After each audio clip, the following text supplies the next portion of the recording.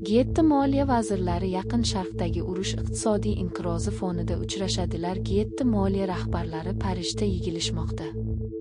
Fransiya poytaxtidagi keyingi 2 kunlik munozaralar Yaqin Sharqdagi urush global iqtisodiyotga og'irlik qilishda davom etmoqda.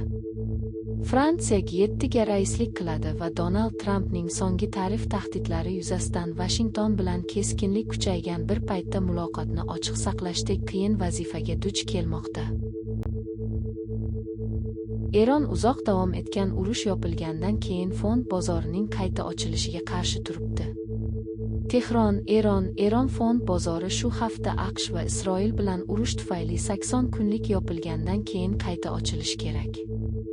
Birja sanksiyalarga duchor bo'lgan Eronda iqtisodiy moliyalashtirishning asosiy mexanizmi bo'lmasa-da, qayta ochilish mamlakat iqtisodiyotining ahvolini tushunish imkonini beradi va hukumatga investorlarning ishonchini va bozor likvidligini baholashga imkon beradi.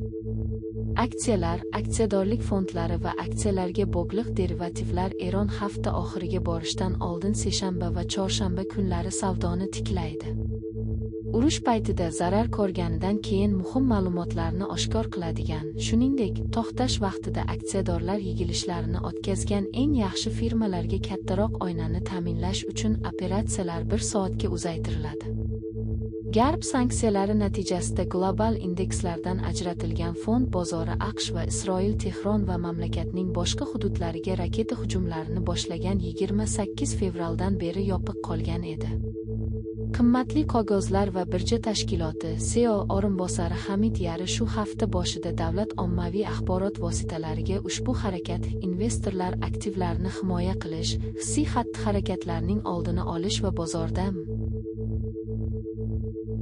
Oliy sud Eli Lillining fuqarolik urushi davridagi Meditate firibgarligi haqidagi ma'lumot tarqatuvchi qonuniga qarshi da'vosini rad etdi.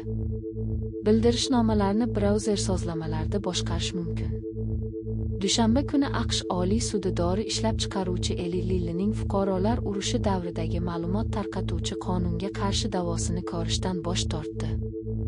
Ushbu qonun xususiy shaxslarga federal hukumat nomidan firibgarlik bo'yicha da'vo qo'zg'atishga ruxsat berish orqali milliardlab dollarlarni undirdi. Sudyalar Lillining quyi sud qarori ustidan shikoyatini rad etishdi. U Meditate'ni aldaganlik uchun dori ishlab chiqaruvchiga qarshi da'vo arizasi bo'yicha 183 million dollarlik hukmni o'z kuchida qoldirdi.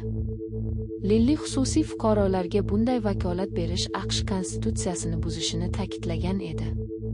Ish 2014 yilda huquqshunos va farmatsevt Ronald Streckning Lilliga qarshi da'vosidan kelib chiqqan. U kompaniyani Meditate, shtatlar va federal hukumat tomonidan moliyalashtiriladigan kam ta'minlangan odamlar uchun tibbiy sug'urta dasturiga qisqa muddatli dori chegirmalarini o'zgartirishda aybladi.